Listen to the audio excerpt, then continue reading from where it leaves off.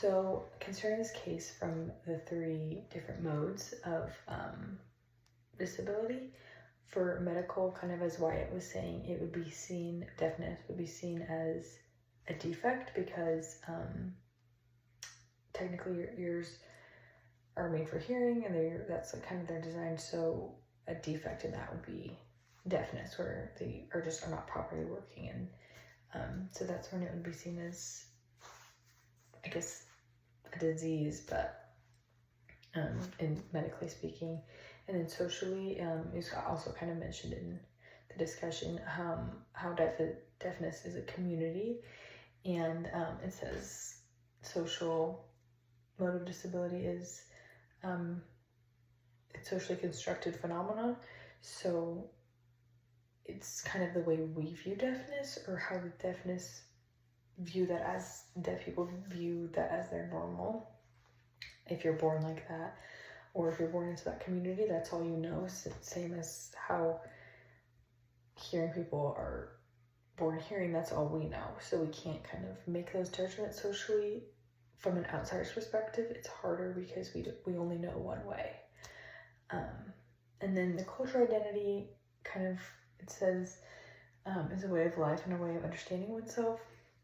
So kind of what I was going at with the social mode, about how it's a lot of a community, and it's kind of just how you were raised and how the culture you're a part of with, because the deaf community can be a culture.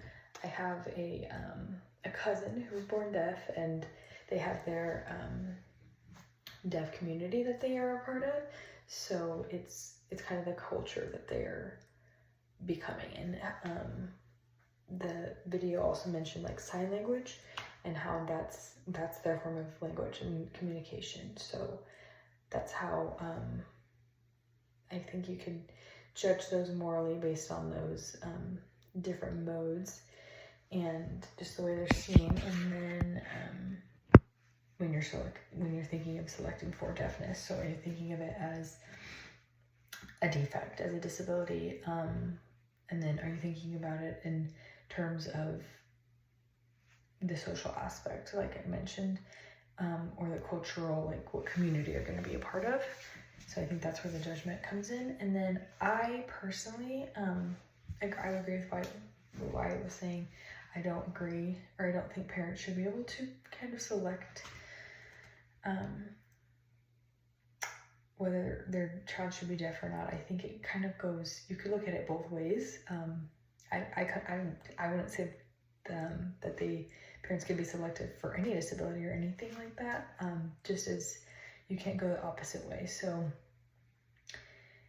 and I think of it as like, if you knew that your child was going to be deaf, how would you go about that? And just because you're hearing, would you kind of differentiate that?